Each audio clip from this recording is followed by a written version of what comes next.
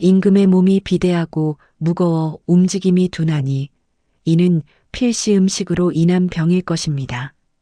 지금 여러분의 머릿속에 떠오르는 세종대왕은 어떤 모습인가요? 광화문 광장에 근엄하게 앉아 온화한 미소를 짓고 있는 그야말로 완벽한 성군의 이미지일 것입니다. 백성을 사랑하여 한글을 창제하고 조선의 과학과 문화를 꽃피운 위대한 천재 군주. 우리는 그를 감히 범접할 수 없는 마치 신기에 있는 듯한 완벽한 존재로 기억합니다. 하지만 역사의 기록, 그 건조한 활자들 사이를 자세히 들여다보면 우리가 전혀 상상하지 못했던 충격적인 진실과 마주하게 됩니다. 그 화려한 업적의 이면에는 지금의 우리와 별반 다르지 않은, 아니 어쩌면 훨씬 더 처절하게 육체적 욕망과 싸워야 했던 한 나약한 인간의 모습이 숨겨져 있습니다.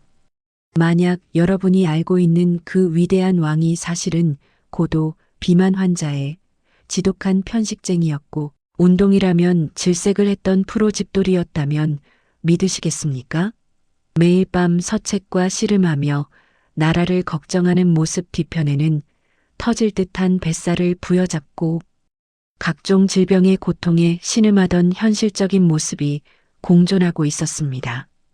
완벽해 보였던 성군의 삶, 그 이면에는 아주 인간적이고도 충격적인 이유가 있었습니다. 조선왕조실록은 생각보다 왕의 사생활을 아주 집요하게 기록하고 있습니다. 그 기록들은 세종이 성군이 되기 이전에 육체적 한계를 지닌 평범한 인간이었음을 끊임없이 증언합니다. 신하들은 왕의 건강을 염려하여 끊임없이 간언을 올렸고 왕은 그런 신하들의 잔소리를 피하기 위해 온갖 핑계를 대곤 했습니다. 그 생생한 기록들을 따라가다 보면 우리는 거대한 동상이 아닌 숨을 헐떡이며 고뇌하는 인간이도를 만나게 됩니다. 그의 위대함은 타고난 완벽함에서 나온 것이 아니라 무너져가는 육신을 정신력으로 버텨내며 만들어낸 피땀 어린 결과물이었을지도 모릅니다. 오늘 우리는 그 거룩한 골룡포를 잠시 벗겨내고 그 안에 숨겨진 인간 세종의 진짜 몸 상태와 식습관을 적나라하게 파헤쳐 보려 합니다. 이것은 위인전이 말해주지 않는 가장 현실적인 세종대왕의 이야기입니다. 세종의 식성은 실로 대단했습니다. 아니, 정확히 말하면 고기 사랑이 대단했습니다. 실록 곳곳에는 그가 얼마나 고기를 사랑했는지, 아니 고기에 집착했는지를 보여주는 일화들이 가득합니다. 그는 식사 때마다 고기 반찬이 없으면 아예 수저를 들지 않을 정도였습니다.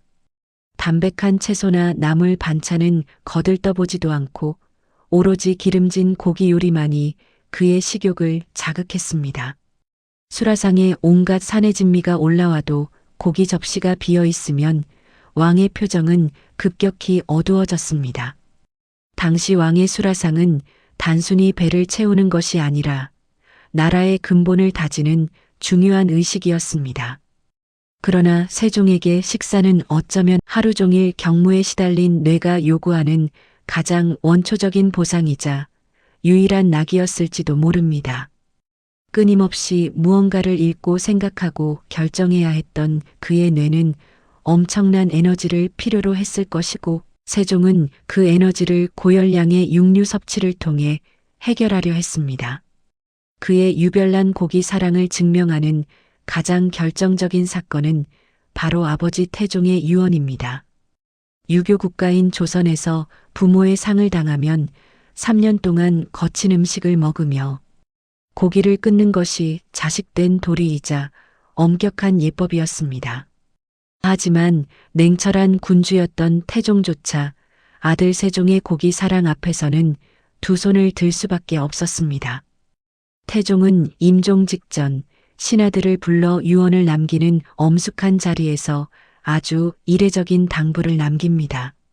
주상은 고기가 아니면 식사를 못하니 내가 죽은 후에도 권도를 좇아 고기를 먹도록 하라. 죽음을 앞둔 아버지가 아들의 식성을 걱정하며 나라의 예법까지 거스르는 특별 지시를 내린 것입니다. 이는 세종의 육식 습관이 단순히 좋아하는 수준을 넘어 왕실 전체가 공인할 정도로 심각한 수준이었음을 보여줍니다. 태종은 알고 있었던 것입니다. 아들이 슬픔에 잠겨 고기마저 끊는다면 그의 건강이 급격히 무너져 국정 운영에 막대한 차질이 빚어질 것을 말입니다. 결국 세종은 아버지의 유언을 핑계 삼아 상중에도 눈치를 보며 고기 반찬을 입에 대야 했습니다. 신하들 역시 태종의 유언을 알기에 차마 강력하게 말리지 못하고 왕의 건강을 위해 억지로라도 고기를 드시라 권하는 웃지 못할 상황이 벌어지기도 했습니다. 그렇게 고기를 사랑했던 세종, 그렇다면 먹은 만큼 에너지를 소비했을까요? 안타깝게도 정반대였습니다. 세종은 조선 역대 왕들 중 가장 움직이기를 싫어했던 왕으로 손꼽힐 것입니다. 그는 전형적인 두뇌형 인간이었습니다. 하루 종일 방 안에 틀어박혀 책을 읽고 연구하고 토론하는 것에서는 누구보다 지치지 않는 열정을 보였지만 몸을 쓰는 일이라면 질색을 했습니다. 신하들은 비대에 저만 가는 왕의 몸을 보며 걱정이 태산 같았습니다. 그들은 기회가 될 때마다 왕에게 운동을 권했습니다. 특히 조선시대 왕들의 중요한 덕목이자 신체 단련 수단이었던 사냥을 나가시라고 끊임없이 청했습니다. 말을 타고 활을 쏘며 땀을 흘리는 것은 왕의 건강을 지키는 최고의 방법이었습니다. 하지만 세종은 신하들의 이러한 간청을 요리조리 피해가는데도 천재적인 능력을 발휘했습니다. 오늘은 날씨가 너무 춥구나. 요즘 무릎이 시원치 않아서 읽어야 할 상소문이 산더미라 시간이 없네. 왕의 입에서 나오는 핑계는 다양했습니다. 때로는 몸이 아프다는 핑계로, 때로는 국정이 바쁘다는 핑계로 그는 어떻게든 궁궐 밖으로, 아니 방 밖으로 나가는 것을 거부했습니다. 심지어 사냥터에 나가서도 말을 힘차게 몰기보다는 적당히 구경이나 하다가 돌아오기 일쑤였습니다. 그에게 운동은 고역이었고 서재는 가장 안락한 도피처였습니다. 그의 하루 일과는 대부분 앉아서 진행되었습니다. 새벽부터 밤늦게까지 경영과 정무 보고 그리고 개인적인 독서와 연구로 채워졌습니다. 움직임이라고는 서재에서 침소로 이동하는 것이 전부였을 정도입니다. 먹는 양은 엄청난데 활동량은 거의 없으니 그의 몸이 비대해지는 것은 당연한 수순이었습니다. 기록에 따르면 그는 젊은 시절부터 이미 몸이 무거웠고 나이가 들수록 그 정도는 심해져 나중에는 혼자서 몸을 가누기 힘들 정도가 되었다고 합니다. 신하들의 잔소리는 왕을 위한 충정이었지만 이미 책과 곡이라는 달콤한 감옥에 갇힌 세종에게 그 소리는 그저 귀찮은 소음이었을 뿐입니다. 지나친 육식과 극심한 운동 부족, 이 두 가지 악습의 결합은 당연하게도 세종의 몸을 서서히 그러나 확실하게 망가뜨리기 시작했습니다. 우리는 그가 이룬 찬란한 업적의 결과물만 보지만 그 과정에서 세종이 감내해야 했던 육체적 고통은 상상을 초월하는 것이었습니다. 실록은 그가 앓았던 수많은 질병을 기록하고 있는데 그 목록을 보면 그가 어떻게 국정을 수행했을까 싶을 정도로 처참합니다. 가장 그를 괴롭힌 것은 소갈증, 오늘날의 당뇨병이었습니다. 기름진 식습관과 비만, 스트레스가 원인이었을 것입니다.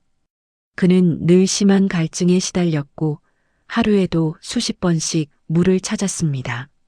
소변을 자주 보고 몸은 점점 야위어 갔지만 식욕은 줄어들지 않는 악순환이 반복되었습니다. 당뇨 합병증은 곧바로 그의 눈을 공격했습니다. 눈이 흐릿하고 아파서 밤에는 책을 읽을 수가 없구나. 활자를 사랑했던 그에게 시력 저하는 사형 선고나 다름없었습니다. 안질 때문에 눈을 제대로 뜨지 못해 신하들의 얼굴을 알아보지 못할 지경에 이르렀고, 심할 때는 앞이 거의 보이지 않아 정무를 잠시 중단해야만 했습니다. 그럼에도 그는 책을 손에서 놓지 않았습니다. 흐릿한 눈을 비비며 밤새 문자를 연구했고, 결국 시력을 거의 잃어가는 와중에 훈민정음이라는 위대한 문자를 완성해냈습니다. 그의 한글 창제는 육신의 고통을 정신력으로 초월한 투혼의 결과였습니다. 고통은 여기서 그치지 않았습니다. 비만한 몸 때문에 등과 엉덩이에는 늘 종기가 끊이지 않았습니다. 앉아있는 시간이 많다 보니 통풍이 되지 않고 눌려서 생긴 고질병이었습니다. 종기의 고통이 얼마나 심했던지 그는 자리에 제대로 앉지도 눕지도 못하고 밤새 끙끙 앓아야 했습니다. 여기에 풍질 부종까지 겹쳐 그의 몸은 그야말로 움직이는 종합병동이었습니다. 신하들은 왕의 비대한 몸집과 고통스러워하는 모습을 보며 몰래 눈물 짓기도 했습니다. 화려한 용상에 앉아있는 왕은 사실 매 순간 끔찍한 육체의 고통과 싸우고 있었던 것입니다. 지금까지 살펴본 세종의 모습은 우리가 알던 완벽한 성인군자와는 거리가 멉니다.